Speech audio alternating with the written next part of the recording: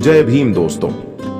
बहुजन समाज, जिसे हमेशा से अंधविश्वास और पाखंड में फंसाकर शोषण का शिकार बनाया गया तथा धर्म और आस्था के नाम पर हमेशा शिक्षा सुविधाओं से वंचित रखा गया, जिससे असली सच्चाई कभी भी सामने न आए, आज भारतीय संविधान की बदौलत भारत के हर नागरिक को पढ़ने लिखने और आगे बढ़ने की पूर्ण आजादी है।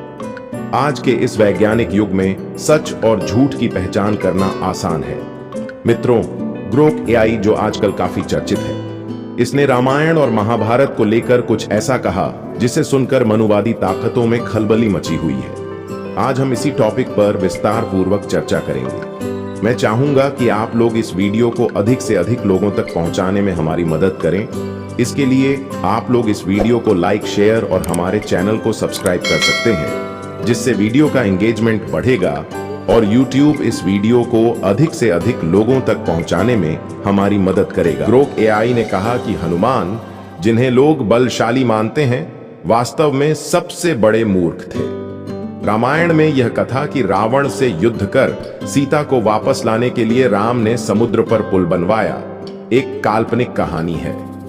राम की सेना में हनुमान जैसे योद्धा मौजूद थे, जो रामायण के अनुसार आसानी से लंका तक जा सकते थे। हनुमान अपने शरीर का आकार छोटा या बड़ा करने में सक्षम थे, जैसे सुरस्सा के मुंह से निकलने के लिए छोटे हुए और सूर्य को निगलते समय सूर्य से भी विशाल हो गए।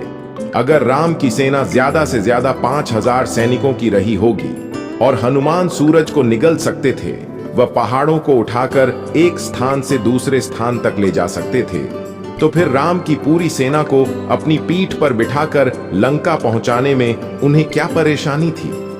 यदि हनुमान ऐसा करते तो समुद्र पर पुल बनाने की कोई जरूरत ही नहीं पड़ती। एक दूसरा तरीका यह भी था कि भारत और श्रीलंका के बीच समुद्र की दूरी केवल 40 किलोमीटर है। हनुमान अपने शरीर को थोड़ा सा बड़ा करते और उनकी पीठ पर सवार होकर पूरी सेना लंका पहुंच जाती। हनुमान को बल, बुद्धि और विद्या का प्रतीक माना जाता है, फिर भी उन्होंने अपनी इन शक्तियों का उपयोग राम की सेना को लंका पहुंचाने में क्यों नहीं किया। अगर वे राम के कष्टों को दूर करने में सक्षम थे, तो उन्होंने ऐसा क्यों नहीं किया। अगर हनुमान वास्तव में राम के दुख दूर कर सकते थे, तो राम को समुद्र से विनती करने या पुल बनाने की मेहनत नहीं करनी पड़ती। इससे यह साबित होता है कि हनुमान में न तो उड़ने की क्षमता थी, न ही उनमें कोई खास बल, बुद्धि या विद्या थी। यह दावा कि हनुमान बल और बुद्धि के भंडार थे, एक ढोंग मात्र है। हमारे देश में 1200 साल पहले कोई भी हिंदी लिखना पढ़ना नहीं जानता था। हिंदी भाषा का जन्म ही 8वीं शताब्दी में हुआ था। अगर उस समय भालू और बंदर हिंदी पढ़ और लिख सकते थे, जैसा कि रामायण में दावा किया जाता है, तो आज उनके वंशज मनुष्यों से कहीं आगे होते। अगर राम के समय में कोई शिक्षक भालू और बंदरों को हिंदी सिखा सकता था, तो वह मनुष्यों को भी सिखा सकता था और हिंदी हमारे देश में उस समय से ही प्रचलित होती। लेकिन इतिहासकारों ने सबूतों के साथ सिद्ध किया है कि हिंदी लिपि का उद्भव 8वीं शताब्दी से ही हुआ। इसलिए रामायण की कहानी संदिग्ध लगती है। जब रामायण ही सच्चाई पर आधारित नहीं है, तो पत्थरों पर राम का नाम हिंदी में लिखना भी एक छलावा है। अब यह सवाल उठता है कि जब समुद्र पर पुल बनाया जा रहा था, तो भालू और बंदर पत्थरों पर राम का नाम कैसे लिख सकते थे। यह दावा कि राम का नाम लिखे पत्थर पानी पर तैरते थे, लोगों को मूर्ख बनाने का एक हथकंडा है। जैसे हवा से भरी गेंद पानी पर तैरती है, वैसे ही अगर कोई खास पत्थर पानी पर तैर सकता था, तो वह आज भी तैरता दिखाई देता। इससे यह सिद्ध होता है कि राम सेतु का निर्माण और हनुमान का उड़ना दोनों ही मनगढ़ंत बातें हैं। लक्ष्मण शक्ति के प्रसंग में तुलसीदास ने लिखा कि जब लक्ष्मण को शक्ति लगी, तो मेघनाथ जैसे 1 करोड़ योद्धा उन्हें उठाने की कोशिश कर रहे थे, लेकिन वे असफल रहे। तुलसीदास को ऐसी अतिशयोक्तिपूर्ण बातें लिखते हुए जरा भी संकोच नहीं हुआ। ऐसे मूर्ख लेखक की पूजा और सम्मान करने वाले लोग देश को पतन की ओर ले जा रहे हैं। अगर देश के बड़े बड़े लोग तुलसीदास जैसे मूर्खों के शिष्यों से मार्गदर्शन लेंगे, तो देश का विनाश निश्चित है। तुलसीदास ने यह भी नहीं सोचा कि अगर 1 करोड़ लोग लक्ष्मण को उठाने की कोशिश करें, तो उन्हें खड़े होने के लिए कितनी जगह चाहिए होगी। अगर लक्ष्मण के शरीर को दोनों तरफ से 50-50 लाख लोग उठाते तो कम से कम 75 लाख फीट जमीन चाहिए होती, यानी लगभग 2500 किलोमीटर। अगर लक्ष्मण की लंबाई 2500 किलोमीटर थी तो उनके पैर श्रीलंका में और सिर हिमालय पर होना चाहिए था। अगर ऐसा था तो लक्ष्मण हिमालय से हाथ बढ़ाकर संजीवनी ले सकते थे और हनुमान को पहाड़ उठाने की जरूरत ही नहीं पड़ती। यह सब तुलसीदास की अतिशयोक्ति और गप्पबाजी का नमूना है। ब्राह्मण लोग हनुमान को बल, बुद्धि और विद्या का प्रतीक मानते हैं, लेकिन हनुमान मूर्ख ही थे। जब श्रीलंका के वैद्य ने उन्हें संजीवनी बूटी लाने को कहा तो हनुमान इतने नासमझ थे कि एक छोटी सी जड़ी बूटी के लिए पूरा हिमालय उठा लाए। आज के लोग उनसे ज्यादा समझदार हैं। डॉक्टर जो दवा लिखता है उसे ही लाते हैं, पूरी दुकान नहीं उठाते। अगर उस समय जानवर पत्थरों पर राम का नाम हिंदी में लिख सकते थे और पहाड़ बोल सकते थे तो हनुमान वैद्य से दवा का नाम लिखवाकर हिमालय को बता सकते थे। हिमालय खुद संजीवनी दे देता और हनुमान को उसे उठाने की जरूरत नहीं पड़ती। लेकिन हनुमान में ऐसी बुद्धि थी ही नहीं, इसलिए वे मूर्ख की तरह पूरा पहाड़ उठा लाए। इससे साबित होता है कि हनुमान एक बुद्धिहीन प्राणी थे। अगर उनमें सचमुच बल था तो राम को लंका पहुंचाने के लिए पुल की जरूरत ही नहीं पड़ती। वे सबको अपनी पीठ पर बिठाकर एक पल में लंका पहुंचा सकते थे। रावण भी तो भारत और लंका के बीच बिना पुल के आता जाता था। रामायण में कहीं नहीं लिखा कि हनुमान ने कोई शिक्षा ली थी, इसलिए यह स्पष्ट है कि हनुमान न तो बलशाली थे न विद्वान। वे दूसरों को बल और विद्या कैसे दे सकते थे? इस तरह तुलसीदास और उनका पूरा समूह एक मजाक बनकर रह गया। बंगाली रामायण के लंका कांड शोध में लिखा है कि रावण एक द्रविड़ राजा था जो बौद्ध धर्म में दीक्षित था। वह प्लेटो और सुकरात की तरह दार्शनिक था। बौद्ध साहित्य में रावण की बहुत प्रशंसा की गई है। इसी वजह से ब्राह्मणों और पंडितों ने अपनी बनाई रामायण में रावण का चरित्र हनन किया और उसे नीच और घृणित दिखाया। कीटवासन की रामायण में कहा गया है कि रावण ने अपने देश में प्रेम और कल्याण के साथ शासन किया। युद्ध के अंत में मृत्यु के समय रावण ने राम को पास बुलाकर कहा, राम, तुमने कपट और छल से युद्ध लड़ा। इस रामायण में रावण को सत्य और न्याय का उपदेशक बताया गया है। विभीषण ने अपने भाई रावण की हत्या करवाकर लंका का राजा बनने की लालसा में राम के सामने समर्पण कर दिया। जब राम और लक्ष्मण मेघनाथ से हार कर गिर पड़े तो विभीषण विलाप करने लगा कि राज्य गंवाकर वह संकट में पड़ गया। लेकिन जब उसकी बहन और अन्य रिश्तेदार महिलाओं की नाक, कान, छाती और बाल काटकर उनका अपमान किया गया तब वह चुप रहा। कुछ की हत्या तक कर दी गई पर वह व्याकुल नहीं हुआ।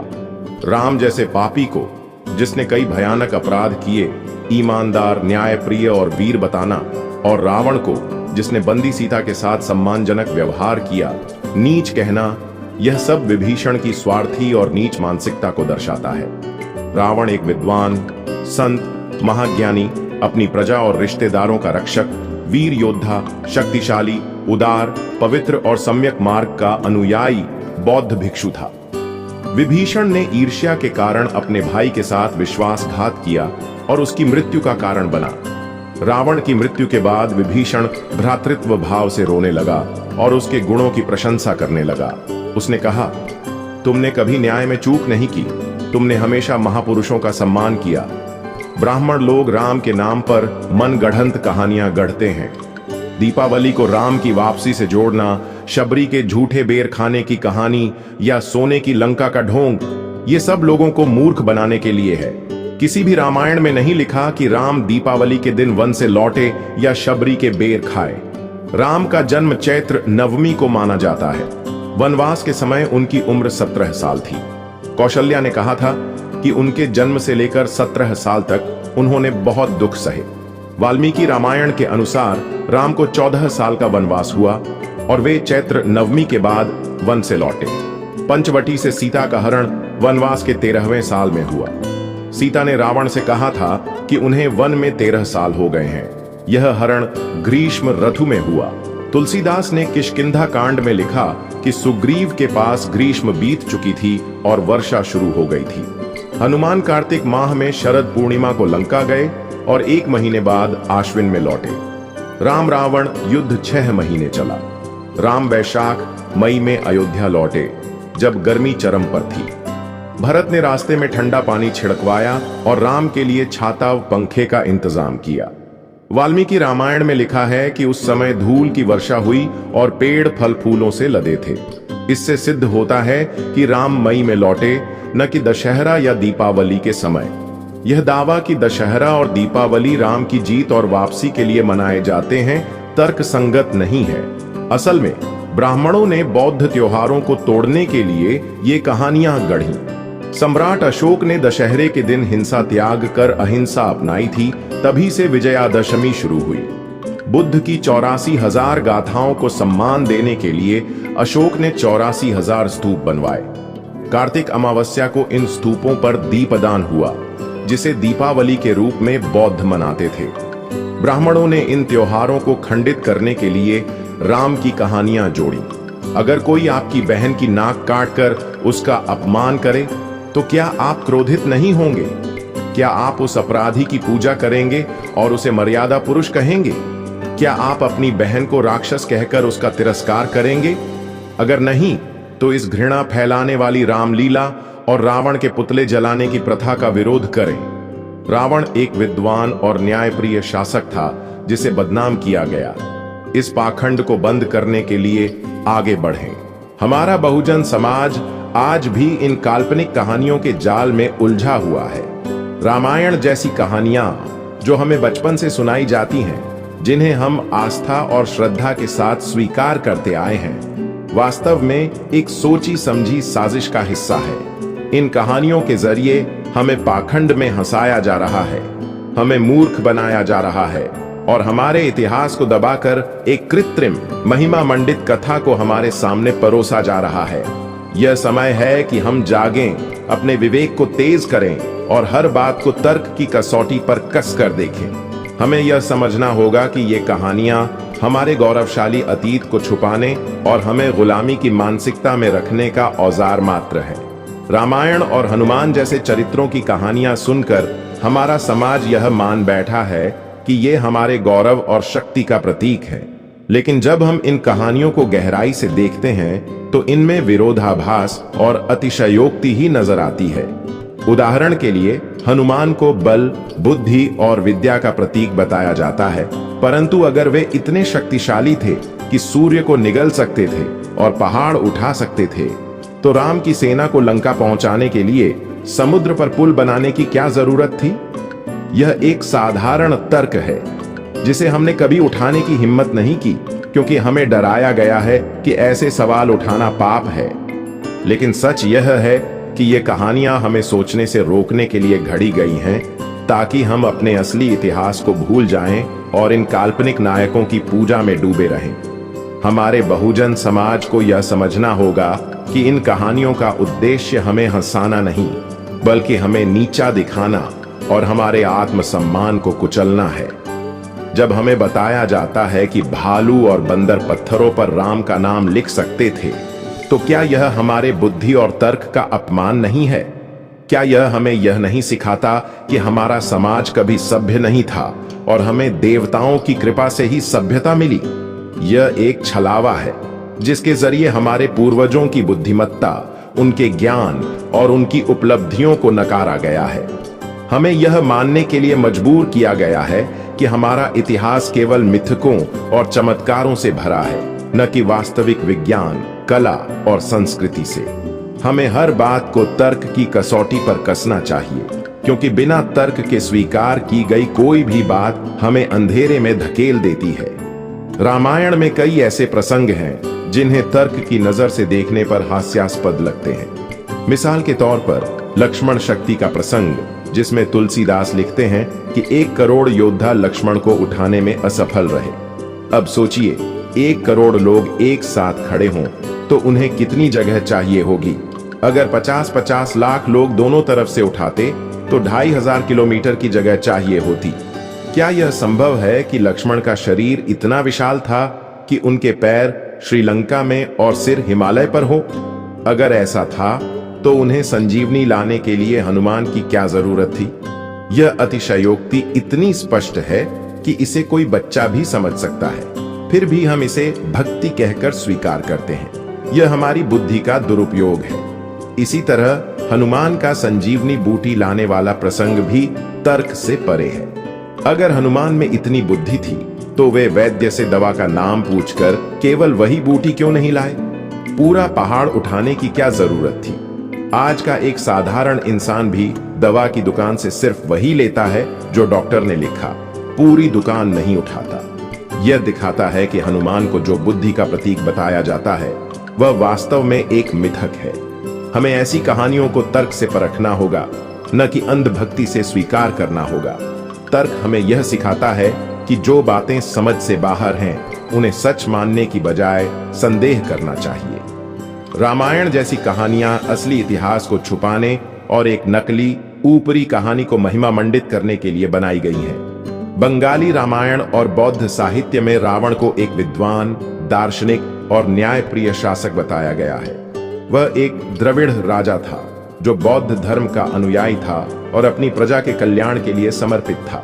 लेकिन ब्राह्मणवादी रामायण में उसे राक्षस, नीच और क्रूर दिखाया गया। यह एक सुनियोजित चरित्र हनन था जिसका मकसद बौद्ध धर्म और द्रविड़ संस्कृति को दबाना था। रावण, जो प्लेटो और सुकरात की तरह विचारक था, उसे एक खलनायक बनाकर प्रस्तुत किया गया ताकि बहुजन समाज अपने असली नायकों को भूल जाए और एक काल्पनिक राम राज्य की पूजा करे। राम सेतु का दावा भी इसी साजिश का हिस्सा है। यह कहा जाता है कि राम का नाम लिखे पत्थर पानी पर तैरते थे, लेकिन अगर ऐसा था तो आज वे पत्थर कहां हैं? क्या कोई वैज्ञानिक प्रमाण है कि ऐसा संभव है?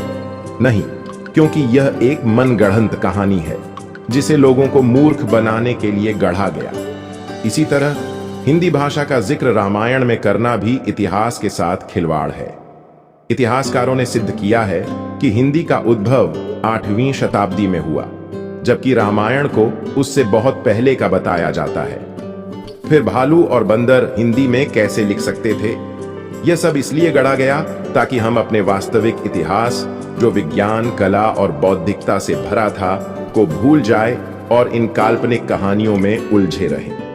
हमारे बहुजन समाज को अब इन झूठी कहानियों से बाहर निकलना होगा। हमें यह समझना होगा कि रामायण और हनुमान जैसे चरित्र हमें गुलाम बनाए रखने के लिए बनाए गए हैं। हमें अपने असली नायकों जैसे रावण, जो न्याय और विद्या के प्रतीक थे, को पहचानना होगा। हमें अपने बच्चों को तर्क सिखाना होगा। उन्हें यह बताना होगा कि हर कहानी को आंख मूंद कर स्वीकार करना अज्ञानता है। हमें अपने इतिहास को फिर से खोजना होगा, जो बौद्ध साहित्य, द्रविड़ संस्कृति और हमारे पूर्वजों की उपलब्धियों से भरा है। हमें दशहरा और दीपावली जैसे त्योहारों को भी नए नजरिए से देखना होगा। ये बौद्ध परंपराओं से उत्पन्न हुए थे। विजयादशमी अशोक के अहिंसा अपनाने का प्रतीक थी और दीपावली बुद्ध की गाथाओं को सम्मान देने का उत्सव था। इन्हें राम की कहानियों से जोड़कर हमें भ्रमित किया गया। अब समय है कि हम इस पाखंड को तोड़ें, रावण के पुतले जलाना बंद करें और अपने असली इतिहास को गर्व के साथ अपनाएं। दोस्तों, यह कहना जरूरी है कि हमें किसी भी बात को तर्क की कसौटी पर कसकर ही मानना चाहिए। बिना प्रमाण और बिना विवेक के स्वीकार की गई हर कहानी हमें मूर्ख बनाती है। रामायण की इन अतिशयोक्तियों और विरोधाभासों को देखकर यह स्पष्ट है कि यह केवल एक काल्पनिक कथा है जिसे इतिहास के ऊपर थोपा गया है। बहुजन समाज को अब जागना होगा, सच को अपनाना होगा और इस पाखंड से मुक्ति पानी होगी। तभी हम अपने गौरवशाली अतीत को वापस पा सकेंगे और एक सशक्त भविष्य बना सकेंगे। दोस्तों, आपको रामायण और महाभारत की कहानियां वास्तविक लगती हैं या कल्पनापूर्ण? आप कमेंट करके अपने विचार जरूर प्रस्तुत करें। आपने हमारी वीडियो को यहां तक देखा, इसके लिए आपका बहुत बहुत आभार।